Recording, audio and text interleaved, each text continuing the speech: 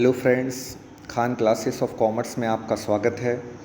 MPPSC taxation assistant की तैयारी कर रहे सभी छात्रों के लिए एक नया वीडियो हम लेकर आए हैं जो कि पार्ट 2 कॉमर्स से संबंधित है। और पार्ट 2 कॉमर्स में ये पार्टनरशिप में ये टॉपिक आपको दिया गया है।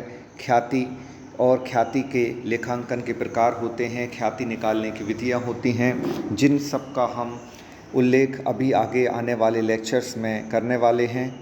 अब हम देख लेते हैं कि इससे संबंधित एमसीक्यूज़ क्या हैं और उनको हम डिटेल उन पर हम चर्चा कर लेते हैं। तो देखते हैं सबसे पहले यहाँ क्या आपको पहला क्वेश्चन है, निम्न घटक ख्याति को प्रभावित करते हैं सिवाय। सिवाय का मतलब ये कि यहाँ गुडविल को कौन सी चीज़ अफेक्ट करती है, लेकिन कौन सी चीज़ अफेक्ट नहीं करती है तो वो हमें देखना है। तो व्यापार की प्रकृति मतलब नेचर जो होता है वो प्रभावित करता है। तो हाँ, बिल्कुल प्रभावित करता है। व्यापार में बनने वाली ख्याति उसकी प्रकृति पर निर्भर करती है। फिर व्यापार की कार्यक्षमता भी प्रबंध की कार्यक्षमता भी व्यापार की ख्याति को प्रभावित करती है। और ग्राहकों की स्थिति भी व्यापार की ख्याति को प्रभावित करती है। मतलब पोजीशन ऑफ कस्टमर और आपको नेचर ऑफ बिजनेस, ये सारी चीज़ें जो हैं वो ख्याति को प्रभावित करती हैं। लेकिन कौन सी चीज़ ख्याति को प्रभावित नहीं करती, तो तकनीकी ज्ञान, क्योंकि व्यापार में ख्याति बनाने के लिए हर बार कोई तकनीकी ज्ञान की ज़रूरत नहीं होती। बहुत सारे लोग ऐसे भी हैं जिनके पास कोई तकनीकी ज्ञान नहीं है, सिर्फ अपने व्यापार के अनुभव के कारण उन्होंने बहुत अच्छी गुडविल मार्केट में बनाई है, बहुत अच्छी उनकी मार्केट में रेपुटेशन है। तो व्यापार में अच्छी रेपुटेशन, व्यापार में अच्छी पोजीशन और good position in the mind of consumer is called goodwill. तो गुडविल जो है उसके लिए कोई तकनीकी ज्ञान की आवश्यकता नहीं होती। जिनके पास तकनीकी ज्ञान नहीं है वो व्यापार भी आज बहुत अच्छी ख्याति बनाए हुए हैं और अपने सामान्य लाभ को अधिलाभ में परिवर्तित कर रहे हैं। ख्याति का मतलब होता है आपके नॉर्मल प्रॉफिट को सुपर प्रॉफिट में कन्वर्ट करना। तो व्यापार का जब नॉर्मल प्रॉफिट सुपर प्रॉफिट में कन्वर्ट हो जाए तो उसको हम क्या बोलते हैं, ख्याति बोलते हैं। तो इस तरह पहले क्वेश्चन का आंसर तकनीकी ज्ञान हो जाएगा। दूसरा क्वेश्चन एक प्रैक्टिकल क्वेश्चन है। लास्ट 3 इयर्स के प्रॉफिट दिए हैं और क्वेश्चन में ख्याति का मूल्य पूछा गया है कि औसत लाभ के 2 वर्षीय क्रय पर ख्याति का मूल्य क्या होगा। मतलब परचेसिंग ईयर यहाँ 2 हैं तो एवरेज प्रॉफिट हमको निकालना है। यहाँ एवरेज प्रॉफिट मेथड अप्लाई हो रही है। तो सबसे पहले हम जान लेते हैं एवरेज प्रॉफिट क्या होगा। तीनों प्रॉफिट जो आपको दिए गए हैं उन तीनों को ऐड किया जाएगा। तो 42,000 प्लस 39,000 और प्लस हो जाएगा 45,000। तीनों जो प्रॉफिट आपको दिए हैं तीनों को ऐड करके हम 3 से डिवाइड कर दें तो एवरेज प्रॉफिट मिल जाएगा। पहले तो इन तीनों को जब हम ऐड करते हैं तो आपको मिल जाएगा 1,26,000 यानी 1,26,000 आपका टोटल आ जाएगा। और 3 से यदि हम इसको डिवाइड करें तो फ़िलहाल आपका एवरेज प्रॉफिट आ जाता है 42,000। और 42,000 में क्रय के वर्ष आप देखिए क्वेश्चन में दिए गए हैं, परचेसिंग ईयर इंटू 2 हो जाएगा। तो 42,000 इंटू 2 करें तो कितना आ जाता है 84,000 और 84,000 आपको दिया गया है ऑप्शन नंबर बी में। तो क्वेश्चन 2 का आंसर आपका बी हो जाएगा। कैसे कैलकुलेट करा एक बार फिर समझ लेते हैं। गुडविल निकालने के लिए हमको ख्याति निकालने के लिए जो पिछले वर्षों के प्रॉफिट दिए हैं उनको ऐड किया जाता है। तो पहला प्रॉफिट था 42,000, फिर 39,000 और 45,000, तीनों को हमने ऐड किया, 3 से डिवाइड किया तो एवरेज प्रॉफिट आ गया 42,000। और 42,000 में 2 वर्ष क्रय के दिए हैं, परचेसिंग ईयर 2, उनसे मल्टीप्लाई कर देते हैं। तो 42,000 का 2 से मल्टीप्लाई किया तो आपका आ गया 84,000, जो कि आप ऑप्शन नंबर बी में देख रहे हैं। चलिए अब क्वेश्चन नंबर 3 देख लेते हैं कि आगे तीसरा क्वेश्चन क्या है। औसत लाभ आधार के अंतर्गत ख्याति की गणना की जाती है। तो अभी हमने आपको बताया पिछले ही क्वेश्चन में आपने क्या किया था, पहले औसत लाभ निकाला था, तीनों को जोड़ के 3 का भाग दिया। तो पता ये चला एवरेज प्रॉफिट मेथड में पहले प्रॉफिट का एवरेज निकाला जाता है, लाभ का औसत निकाला जाता है और फिर उसके बाद आपने क्रय के वर्षों से उसका क्या किया था, गुणा। तो देख लेते हैं ये आपको किस ऑप्शन में दिया है। ए ऑप्शन आप देख सकते हैं, ए ऑप्शन में आपको ये आंसर दिखाई दे रहा है। खरीदे गए वर्षों की संख्या, यानी कि पिछले क्वेश्चन में आप देख सकते हैं, यहाँ देखिए 2 वर्ष क्रय के थे और औसत लाभ से हमने गुणा किया, बस वही फार्मूला बन जाएगा, क्रय के वर्षों की संख्या और गुणित औसत लाभ। हिंदी इंग्लिश में इसका फार्मूला होगा average profit into number of purchasing year. तो आप देख सकते हैं ये आपका एवरेज प्रॉफिट है और ये नंबर ऑफ परचेसिंग ईयर हैं, जैसा कि पिछले क्वेश्चन में भी आपने देखा था। अब इसके बाद अगला क्वेश्चन देख लेते हैं, ख्याति क्या है। तो ख्याति एक अमूर्त संपत्ति है, ख्याति को हम देख नहीं सकते, ख्याति को हम टच नहीं कर सकते, ठीक है, लेकिन ख्याति को व्यापार में महसूस किया जा सकता है जब हमारे व्यापार का सामान्य लाभ अधिलाभ में परिवर्तित होने लगता है, तो हम समझ जाते हैं कि व्यापार में ख्याति जो है वो मौजूद है। तो गुडविल एक इंटेंजिबल असेट है, क्योंकि गुडविल को देखा नहीं जा सकता, गुडविल को टच नहीं किया जा सकता, उसका कोई फिजिकल एविडेंस नहीं होता, लेकिन ख्याति क्या है, व्यापार में मौजूद होती है और एक संपत्ति होती है। तो यहाँ आपका आंसर जो है वो हो जाएगा ऑप्शन बी कि ख्याति एक अमूर्त संपत्ति है, मतलब इंटेंजिबल असेट है। तो ये क्वेश्चन सबको समझ में आ गया होगा। अब ख्याति से संबंधित एक महत्वपूर्ण तथ्य आप यहीं समझ लें और इसको नोट भी कर लें। आपसे ऐसा क्वेश्चन भी पूछा जा सकता है कि ख्याति का AS मतलब अकाउंटिंग स्टैंडर्ड कौन सा होता है। तो ख्याति चूँकि एक अमूर्त संपत्ति है और अकाउंटिंग स्टैंडर्ड में इसको 26 नंबर पर रखा गया है। जो अकाउंटिंग स्टैंडर्ड बताए गए हैं इंटरनेशनल लेवल पर, उन अकाउंटिंग स्टैंडर्ड पर ख्याति का नंबर 26 है। अगर अमूर्त संपत्तियां या इंटेंजिबल असेट का पूछा जाए तो उसका भी AS 26 होगा। लेकिन अगर इंडियन अकाउंटिंग स्टैंडर्ड पूछा जाए, इंडियन अकाउंटिंग स्टैंडर्ड मतलब इंड AS, तो इसका नंबर 38 हो जाता है। ये दोनों बहुत ही महत्वपूर्ण आपके तथ्य हैं। इन दोनों फैक्ट को आप बहुत अच्छे से याद रखें कि अगर AS का नंबर पूछा जाए तो AS 26 है, लेकिन इंडियन AS यानी इंडियन अकाउंटिंग स्टैंडर्ड में इसका नंबर 38 है। तो गुडविल से संबंधित ये बहुत ही महत्वपूर्ण तथ्य है, इसको याद रखिएगा। 5वां पॉइंट देख लेते हैं, एक संपत्ति जो काल्पनिक यानी कि कृत्रिम नहीं है, आर्टिफिशियल नहीं है, परंतु अमूर्त प्रकृति की है, मतलब इंटेंजिबल असेट है, तो उसका वसूली मूल्य होता है। तो अब आप देखिए पूछा है कि काल्पनिक संपत्ति वो नहीं है, काल्पनिक संपत्ति नहीं है मतलब वो फिक्टिटियस असेट नहीं है, लेकिन अमूर्त संपत्ति है, मतलब अमूर्त का मतलब हुआ कि वो इंटेंजिबल असेट है जिसे देखा नहीं जा सकता, लेकिन व्यापार में उसकी मौजूदगी का हमें एहसास होता है। तो वो संपत्ति क्या होती है, अभी हमने आपको बताया, ख्याति एक अमूर्त संपत्ति है जिसे देखा नहीं जा सकता, जिसे टच नहीं किया जा सकता, इसका कोई फिजिकल एविडेंस नहीं होता, बट गुडविल व्यापार में मौजूद होती है, उसका व्यापार में जो है वजूद होता है। तो ख्याति यहाँ आपका आंसर हो जाएगा डी। अगला क्वेश्चन देख लेते हैं। 6वां क्वेश्चन क्या है, इनमें से कौन सी ख्याति के मूल्यांकन की विधि नहीं है।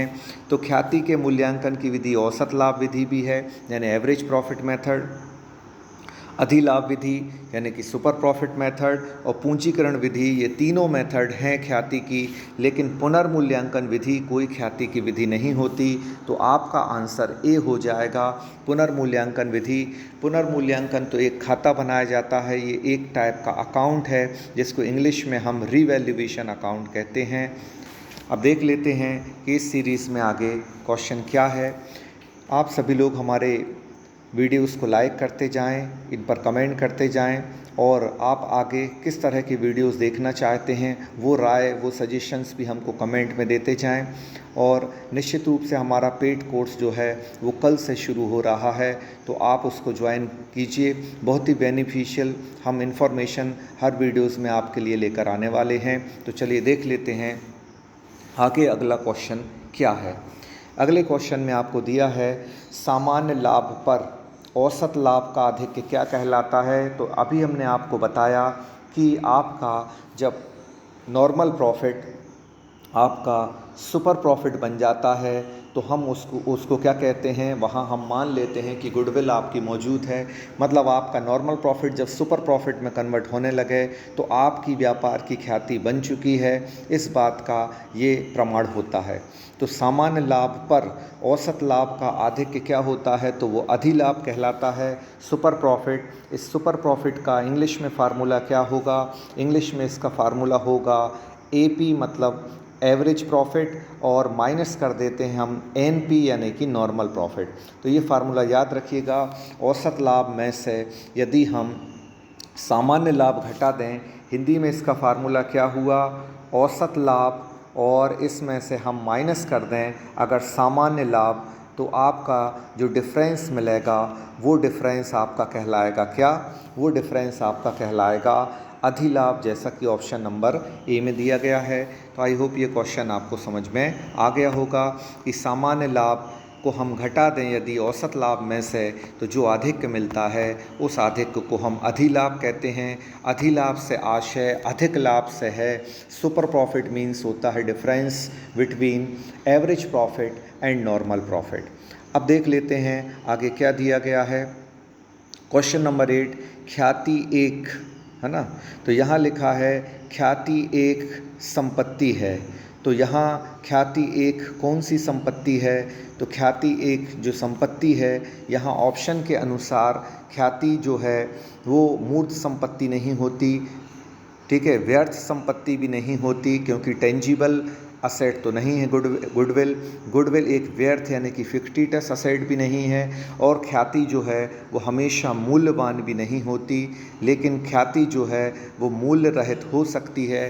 तो अगर इस क्वेश्चन को हम देखें तो आपको डाउट हो रहा होगा कि ख्याति मूल्यवान, तो देखिए मूल्यवान संपत्ति जैसे भूमि, भवन, प्लांट, मशीन, फर्नीचर हो सकता है, लेकिन ख्याति हमेशा मूल्यवान नहीं होती। हाँ, ख्याति वहाँ मूल्यवान हो सकती है जहाँ की ख्याति जो है वो काफ़ी वर्षों से निर्मित की गई है और एक बड़ा ब्रांड नेम हमने मार्केट में क्रिएट कर रखा है, मार्केट में एक बड़ी रेपुटेशन है, लेकिन हर व्यापार की बड़ी पोजीशन नहीं होती, हर व्यापार एक बहुत अच्छी स्थिति में हमेशा नहीं होता, तो इसलिए ख्याति हमेशा मूल्यवान तो नहीं हो सकती। तो यहाँ दिए गए ऑप्शन के अनुसार अगर आप सोचें, अगर आप दिए गए ऑप्शन पर गौर करें, तो ख्याति अमूर्त संपत्ति है, ख्याति व्यर्थ की संपत्ति नहीं बल्कि वास्तविक संपत्ति है, लेकिन अमूर्त संपत्ति है, एक्चुअल असेट तो है लेकिन इंटेंजिबल है, और मूल्यवान प्रीसियस तो नहीं हो सकती, लेकिन वो हाँ मूल्य रहित हो सकती है। जैसे ही व्यापार में हमारे लाभ कम होने लगेंगे तो ख्याति धीरे धीरे हमारी कम होने लगेगी, और जब हम नॉर्मल प्रॉफिट पर पहुंच जाएंगे तो ख्याति हमारी शून्य भी हो सकती है। इसलिए यहाँ इस क्वेश्चन का बिल्कुल सही आंसर जो है वो मूल्य रहित यानी कि क्या होगा, विदाउट प्राइस हो जाएगा, कि उसका कोई प्राइस नहीं हो सकता। कब नहीं हो सकता, जब हम व्यापार में लाभ लगातार गिरते जा रहे हैं और हम ज़ीरो प्रॉफिट पर आ जाएं। अब देख लेते हैं 9वां क्वेश्चन क्या है। तो 9वें क्वेश्चन में देख लें, अधिलाभ के आधार पर ख्याति की गणना की जाती है। गुडविल कैसे कैलकुलेट की जाती है, तो गुडविल सुपर प्रॉफिट के आधार पर कैलकुलेट की जाती है। जैसा कि क्वेश्चन में लिखा है अधिलाभ के आधार पर, मतलब यहाँ सुपर प्रॉफिट मेथड का फार्मूला पूछा है। तो सुपर प्रॉफिट मेथड का फार्मूला होता है super profit into number of purchasing year, यानी कि क्रय के वर्ष गुणित अधिलाभ। आपका बी ऑप्शन जो है यहाँ राइट आंसर हो जाएगा। जब हम आपको ख्याति के बारे में अपनी डिटेल इन्फॉर्मेशन प्रोवाइड करेंगे तब हम ख्याति के मूल्यांकन की सारी विधियों पर डिटेल में डिस्कस करेंगे। अभी सिर्फ हम MCQ डिस्कस कर रहे हैं, लेकिन जब हमारा पेड कोर्स लॉन्च हो जाएगा और जब ख्याति की बारी आएगी तो वहाँ हम सबसे पहले ख्याति का मूल्यांकन आपको पढ़ाएंगे, ख्याति के बारे में पढ़ाएंगे, उसके बाद MCQs होंगे। तो इसलिए अभी आप एक शॉर्ट डिस्क्रिप्टिव वीडियो देख रहे हैं जिसमें सिर्फ नॉमिनल नॉलेज हम आपको प्रोवाइड कर रहे हैं। जब हमारी डिटेल्ड इन्फॉर्मेशन वाली वीडियोस आएंगे वहाँ आपको इन सब का मीनिंग और इनके प्रकार की जानकारी मिलती रहेगी। आगे क्वेश्चन देख लेते हैं। फिर एक प्रैक्टिकल क्वेश्चन है। पिछले 3 वर्षों का आपको शुद्ध लाभ दिया है और औसत लाभ विधि के क्रय के आधार पर ख्याति की गणना करनी है तो आप एवरेज प्रॉफिट मेथड का यहाँ यूज़ करेंगे। तो देख लेते हैं क्या एवरेज प्रॉफिट यहाँ होगा। तो आप जैसा कि जानते हैं कि सबसे पहले हम ख्याति निकालने के लिए क्या निकालते हैं, एवरेज प्रॉफिट। तो पहला एवरेज प्रॉफिट आपको दिया है, पहला प्रॉफिट दिया है 6000। उसके बाद अगला देख लेते हैं, वो दिया है 13000 और इसमें तीसरा प्रॉफिट आपको दिया है कितना, 8000। इस तरीके से तीनों प्रॉफिट को हम ऐड करते हैं और 3 से डिवाइड करते हैं तो ये हो जाता है आपका 27,000 और 3 से डिवाइड करें तो एवरेज प्रॉफिट औसत लाभ आ गया कितना, 9,000। अब 9,000 औसत लाभ आया है। हमने आपको बताया था क्रय के वर्ष यानी परचेसिंग ईयर से मल्टीप्लाई करते हैं तो गुडविल का फार्मूला क्या हुआ, average profit into number of purchasing year. 9,000 into 2 कर देते हैं। औसत लाभ में क्रय के वर्ष 2 दिए हैं, देखिए आपको क्वेश्चन में मिल जाएगा, क्रय के वर्ष 2 हैं, ये हमेशा दिए रहेंगे। 9,000 गुणे 2 कर दें तो आपका आंसर आ जाएगा 18,000, जो कि ऑप्शन नंबर डी में दिया है। आई होप कि ये क्वेश्चन आपको अच्छे समझ में आ गया होगा। इसके पहले भी हम इसी प्रकार का एक प्रैक्टिकल क्वेश्चन कर चुके हैं। अब अधिलाभ क्या है, तो अभी हमने आपको बताया था अधिलाभ यानी कि सुपर प्रॉफिट। और सुपर प्रॉफिट क्या होता है, हम एवरेज प्रॉफिट में से क्या लेस करते हैं, नॉर्मल प्रॉफिट। यानी कि हम औसत लाभ में से यदि सामान्य लाभ घटा दें तो क्या कहलाता है, वो आपका कहलाता है सुपर प्रॉफिट। तो देखिए आपको ऑप्शन नंबर बी में मिल जाएगा, औसत लाभ माइनस साधारण लाभ, या औसत लाभ में से सामान्य लाभ घटाएं तो क्या मिल जाता है, अधिलाभ मिल जाता है। क्वेश्चन नंबर 12 देख लेते हैं कि आगे 12वां क्वेश्चन आपको क्या है। फिर से एक प्रैक्टिकल क्वेश्चन आपको दिया गया है, तो एक प्रैक्टिकल क्वेश्चन जो है इसको फिर देख लेते हैं। लेकिन अब यहाँ पूंजीकरण विधि है जो कि ख्याति निकालने की आपकी तीसरी मेथड है। कुल मिलाकर ख्याति की 4 विधियाँ हो सकती हैं। पहली विधि का नाम है औसत लाभ विधि, एवरेज प्रॉफिट मेथड। दूसरी विधि है अधिलाभ विधि यानी कि सुपर प्रॉफिट मेथड। और तीसरी मेथड है कैपिटलाइजेशन मेथड मतलब पूंजीकरण विधि। और चौथी विधि है वार्षिकी विधि। तो तीसरी विधि का ये क्वेश्चन है। अब देख लेते हैं क्या दिया है इस क्वेश्चन में। तो इस क्वेश्चन में लिखा है एक व्यवसाय में विनियोजित पूंजी 1,50,000 है, 50,000 रुपये लाभ हैं, सामान्य लाभ की दर 20% है। तो समझ लेते हैं पूंजीकरण विधि से ख्याति क्या होगी। तो सबसे पहले इसमें नॉर्मल प्रॉफिट आपका निकाला जाता है। नॉर्मल प्रॉफिट इसका फार्मूला होता है capital employed into rate upon 100। तो कैपिटल एम्प्लॉयड यानी कि विनियोजित पूंजी आपको दी गई है 1,50,000 इनटू इसमें नॉर्मल रेट हो जाता है। व्यापार में सामान्य लाभ की दर है 20% और बटे में 100 हो जाएगा। तो 1,50,000 का हम 20% निकालते हैं तो आपका नॉर्मल प्रॉफिट आ जाता है कितना, 30,000। अब क्वेश्चन में देख लेते हैं, आपको वास्तविक औसत लाभ पहले से दिया है। तो औसत लाभ आपको पहले से दिया गया है कितना, 50,000। तो अभी आपको हमने फार्मूला बताया, सुपर प्रॉफिट का फार्मूला क्या होता है, एवरेज प्रॉफिट और माइनस कर देते हैं हम क्या, नॉर्मल प्रॉफिट। तो एवरेज प्रॉफिट आप देख सकते हैं कितना आया, 30,000 रुपये। एवरेज प्रॉफिट आपको क्वेश्चन में दिया है 50,000 रुपये, जैसा कि आप देख रहे हैं। 50,000 आपका हो गया एवरेज प्रॉफिट और माइनस कर दें हम इसमें से नॉर्मल प्रॉफिट मतलब सामान्य लाभ। 50,000 में से 30,000 लेस कर दें तो कितना आ गया, 20,000। अब 20,000 का जो आपका अधिलाभ आया है सुपर प्रॉफिट, इसको हम किस तरीके से नए फार्मूले में यूज़ करेंगे। तो ख्याति का अब नया फार्मूला होगा। अब इस क्वेश्चन में आप देख सकते हैं क्रय के वर्ष नहीं दिए, परचेसिंग ईयर नहीं दिए, तो किस तरीके से आप ख्याति यहाँ निकालेंगे। तो देखें आगे कि गुडविल निकालने का यहाँ फार्मूला क्या होगा। तो गुडविल का यहाँ फार्मूला आपका हो जाएगा सुपर प्रॉफिट यहाँ हो जाता है इनटू 100 यानी अधिलाभ गुणित 100 और बटे में आ जाता है रेट आ जाता है मतलब दर आ जाती है। तो ये फार्मूला हो जाएगा आपका किसका, ख्याति का। एक बार फिर समझ लेते हैं, अधिलाभ गुणित 100 बटे लाभ की सामान्य दर।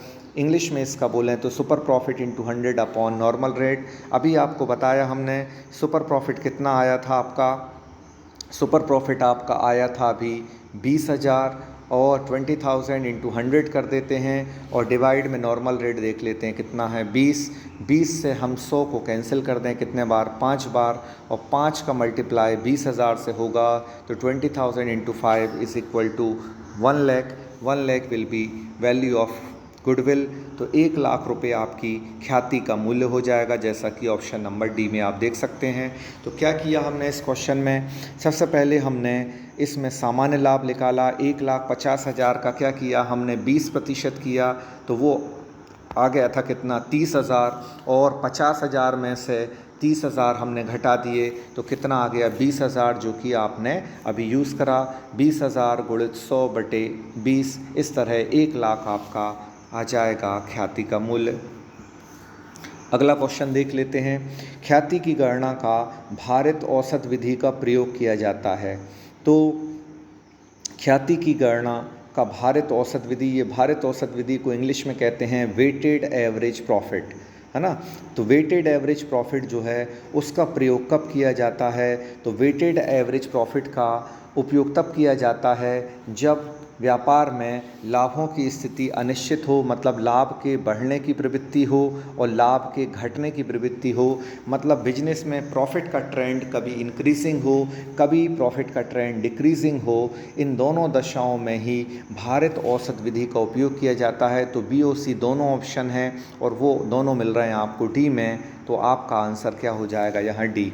तो weighted average profit method will be used in increasing और डिक्रीजिंग प्रॉफिट ट्रेंड। जब प्रॉफिट का ट्रेंड इंक्रीजिंग और डिक्रीजिंग हो, मतलब कभी बढ़ता हो कभी घटता हो, अनिश्चित काल हो, उस अनिश्चित स्थिति में हम क्या करते हैं, औसत लाभों की गणना जो है वो भारित विधि के आधार पर करते हैं। वेटेड एवरेज प्रॉफिट मेथड वहाँ यूज़ की जाती है।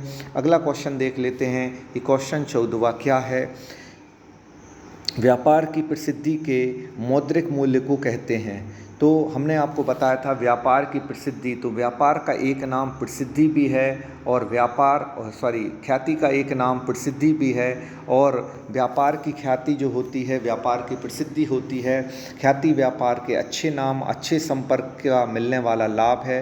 ख्याति एक आकर्षण शक्ति है जो व्यापार में ग्राहकों को अपनी ओर आकर्षित करती है। गुडविल एक अट्रैक्टिंग पावर है। Goodwill good position in the mind of consumer है।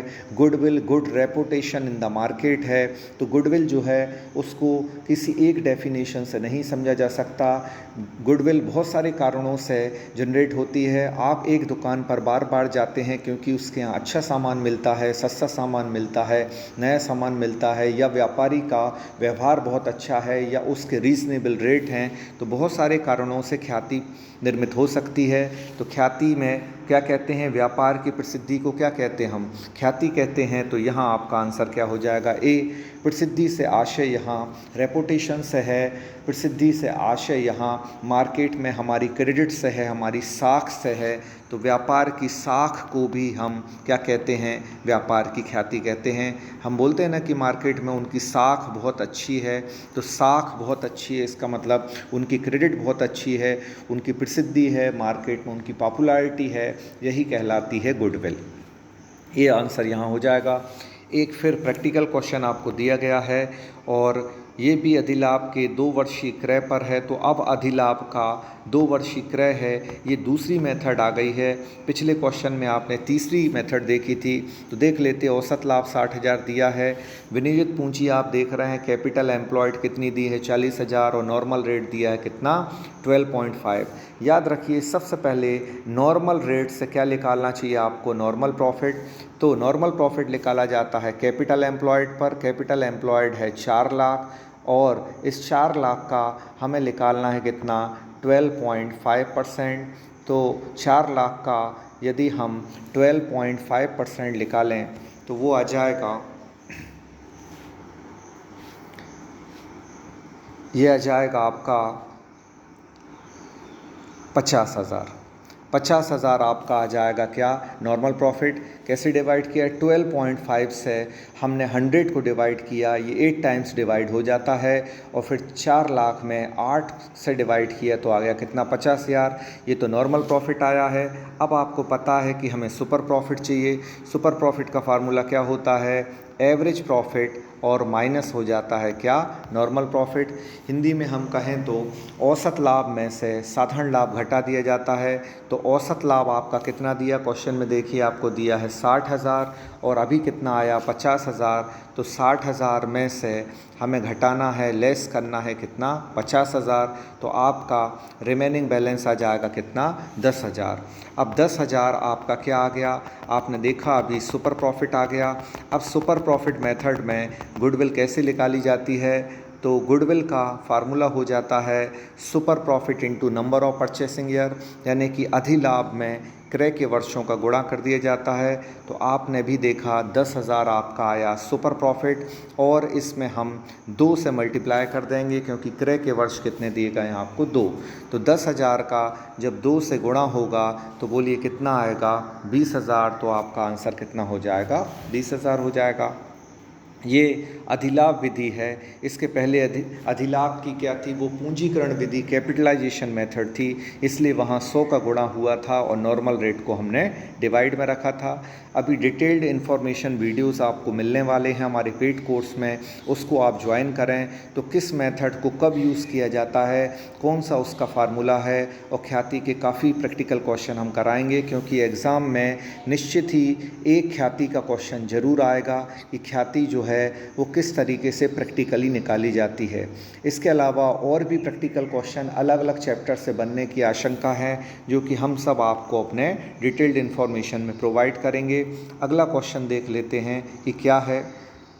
तो क्वेश्चन नंबर 16 में आपको है पूंजीकरण विधि के अंतर्गत ख्याति की गणना कैसे की जाती है। तो ये पूंजीकरण विधि का मतलब है कैपिटलाइजेशन मेथड। तो हम देख लेते हैं कि यहाँ कैपिटलाइजेशन मेथड क्या है, कैपिटलाइजेशन मेथड का फार्मूला क्या है पूंजीकरण विधि का। अभी हमने आपको बताया था कि इस विधि में हम क्या करते हैं, अधिलाभ का 100 से हम क्या करते हैं, गुणा करते हैं। तो ये फार्मूला थोड़ा सा अधूरा है, हम आपको बता देते हैं कि अधिलाभ पूंजीकरण विधि में ख्याति का फार्मूला क्या होगा। ख्याति का फार्मूला पूंजीकरण विधि में होता है सुपर प्रॉफिट इंटू 100 और अपॉन कर देते हैं नॉर्मल रेट। इसको समझ लें आप क्या होता है हिंदी में फार्मूला, अधिलाभ गुणित 100 बटे आई की सामान्य दर। जैसा कि अभी हमने आपको एक प्रैक्टिकल क्वेश्चन में बताया था, अधिलाभ गुणित 100 बटे आई की सामान्य दर। तो ये फार्मूला यहाँ अधूरा है, पूरी तरीके से नहीं दिया है, ऑप्शन इसका डी है, लेकिन इसका करेक्ट फार्मूला जो है वो ये होगा super profit into 100 upon normal rate, मतलब अधिलाभ गुणित 100 बटे आई की सामान्य दर, ये सामान्य दर। क्वेश्चन नंबर इसके बाद 5वां देख लेते हैं, 17वां क्वेश्चन देख लेते हैं 17 की। अगला क्वेश्चन क्या है, ख्याति इस संभावना के अतिरिक्त और कुछ भी नहीं कि पुराने ग्राहक पुराने स्थान को ही चुनते हैं। ये डेफिनेशन बहुत ही इम्पॉर्टेंट है। ख्याति इस संभावना के अतिरिक्त और कुछ भी नहीं कि पुराने ग्राहक पुराने स्थान को ही चुनेंगे। मतलब एक ग्राहक जब एक दुकान से कोई चीज़ खरीदता है और उसके खरीदने के बाद वो वहाँ से सेटिस्फाई होता है तो बार बार उस दुकान पे जाता है। जैसा भी हमने बताया था आपको कि एक दुकानदार का बिहेवियर बहुत अच्छा है, वो अच्छी नॉवेल्टी रखता है, वो अच्छे प्रोडक्ट रखता है, अच्छे रेट पे प्रोवाइड करता है, उसका व्यवहार अच्छा है। बस इसी चीज़ के कारण ख्याति निर्मित हो जाती है। तो इसी से संबंधित गुडविल की डेफिनेशन किसने दी है, तो लॉर्ड एल्टन ने दी है। इस डेफिनेशन को आप याद रखिए कि लॉर्ड एल्टन ने ये डेफिनेशन दी है कि ख्याति इस संभावना के अतिरिक्त और कुछ भी नहीं कि पुराने ग्राहक पुराने स्थान को ही चुनेंगे। इसके बाद फिर एक प्रैक्टिकल क्वेश्चन है, उसको हम देख लेते हैं। तो क्या है, देखें आप, आगे दिया है पिछले 3 वर्षों के औसत लाभ के दुगने के आधार पर ख्याति का मूल्य क्या होगा। बहुत ही ये सिंपल क्वेश्चन है। ये 3 लाभ दिए हैं, तीनों को जोड़ते हैं, 4,000, 5,000 और 6,000, तीनों का टोटल कितना आ जाएगा, 15,000। और 3 से हम डिवाइड कर दें क्योंकि 3 ईयर का प्रॉफिट है, 3 आंकड़े हैं, तो 3 से डिवाइड करेंगे। 4 लाभ होते तो हम 4 से डिवाइड करते। 15,000 को हम 3 से डिवाइड करते हैं तो कितना आ जाता है, 5,000। और नंबर ऑफ परचेसिंग ईयर यहाँ आपको दुगना बोला है, ट्वाइस बोला है, 2 का गुणा कर दें, 5,000 का 2 से गुणा हो जाएगा तो आपका आंसर कितना आ जाएगा, 10,000, जो कि ऑप्शन नंबर बी में आपको दिया गया है। ये सब क्वेश्चन आपको समझ में आ रहे होंगे। इसके बाद देख लेते हैं आगे क्वेश्चन क्या होगा। 18 जो कि अभी आप कर चुके हैं, जिसका आंसर अभी आपने निकाला कितना, 10,000। एकाकी व्यापार में ख्याति का मूल्यांकन आवश्यक नहीं है। तो एकाकी व्यापार मतलब सोल प्रोप्राइटरशिप जो होती है, जिसमें एक अकेला व्यापारी होता है, वही बिजनेस कर रहा होता है। जैसे व्यापार के भिन्न भिन्न स्वरूप हैं। एकाकी व्यापार होता है, साझेदारी होता है, कंपनी होता है, जॉइंट वेंचर होता है, तो पार्टनरशिप होता है, सोल प्रोप्राइटरशिप होता है। तो ये सारे जो हैं फॉर्म ऑफ द बिजनेस हैं, व्यापार के स्वरूप हैं। इसमें कहा गया है एकाकी व्यापार में ख्याति का मूल्यांकन आवश्यक नहीं है। तो बताइए, व्यवसाय बेचने पर ख्याति आवश्यक है? हाँ, बिल्कुल है। अन्य व्यक्तियों को साझेदार बनाएंगे तो आपने देखा होगा कि नया पार्टनर जब आता है तो गुडविल लेकर आता है, तो हाँ, वहाँ भी गुडविल ज़रूरी है। क्या संपदा के निर्धारण पर जब हम पुनर्मूल्यांकन करते हैं तब भी ख्याति का मूल्य जानना आवश्यक है? लेकिन व्यापार जब हम बंद कर रहे हैं तब ख्याति का मूल्य जानना आवश्यक नहीं है, क्योंकि जब हमारा व्यापार बंद हो रहा है तो हम व्यापार तभी बंद करते हैं जब वहाँ लाभ नहीं होता, हानि होती है। और हानि की दशा में व्यापार बंद करने पर ख्याति का कोई मूल्य नहीं होता। ख्याति का मूल्य तभी होता है जब व्यापार में सामान्य लाभ की स्थिति तो बनी रहे। अगर व्यापार हानि में चला जाता है तो लाभ के आधार पर ख्याति का मूल्यांकन होता है, हानि के आधार पर कभी भी ख्याति का मूल्यांकन नहीं हो सकता। ख्याति वो संपत्ति है जो अत्यधिक लाभ कमाने में व्यापार में क्या होती है, सहायता देती है। तो बिजनेस के प्रॉफिट को जब हम नॉर्मल प्रॉफिट को सुपर प्रॉफिट में कन्वर्ट कर रहे हैं वहाँ गुडविल होगी, या हम प्रॉफिट इंक्रीज़ कर रहे हैं तो वहाँ गुडविल होगी। और प्रॉफिट को अगर हम बिल्कुल स्टेबल बनाए हुए हैं तो भी वहाँ गुडविल होगी। लेकिन लॉस की कंडीशन में कभी भी गुडविल क्रिएट नहीं हो सकती। इसलिए व्यापार बंद करने पर ख्याति का मूल्यांकन नहीं होगा। हाँ, लेकिन उस बंद व्यापार को हम अगर बेच रहे हैं तो बेचा तभी जाता है बिजनेस, ठीक है, जब कुछ ना कुछ उसकी क्या होती है, ख्याति होती है। और उस ख्याति को हम उस पुराने नाम का कुछ मूल्य जो है हम वसूल सकते हैं। अब देखिए, अभी जो क्वेश्चन आपको बताया था ये 20वां क्वेश्चन वही है कि ख्याति संभावना के अतिरिक्त और कुछ भी नहीं कि पुराने ग्राहक पुराने स्थान को ही चुनते हैं। फिर से समझ लें कि ये डेफिनेशन किसकी है, तो ये लॉर्ड एल्टन की है। बहुत ही इंपॉर्टेंट ये क्वेश्चन है। तो बहुत ही इंपॉर्टेंट फैक्ट हम गुडविल से रिलेटेड आपके लिए लेकर आए इस वीडियो में। आपको वीडियो अच्छा लगा है तो आप इसको लाइक करें, इस पर कमेंट करें, और किस तरह की वीडियोस किन टॉपिक पर आप चाहते हैं। अगर हमारे लेक्चर में कुछ कमी है तो वो भी मैसेज के ज़रिए हम तक बात को अपनी पहुंचाएं। और हमारा पेड कोर्स जो है वो लॉन्च हो चुका है, बहुत जल्दी उसके मेंबर बन जाएं। वहाँ पढ़ाई जो है वो MCQs बेसिस पर नहीं होगी, बल्कि वहाँ पढ़ाई जो होगी बेसिकली वो कॉन्सेप्चुअल बेस पर होगी, अंडरस्टैंडिंग बेस पर होगी। आई होप कि आपको अच्छे से ये वीडियो समझ में आया होगा। इसे लाइक करें, कमेंट करें। Thank you so much.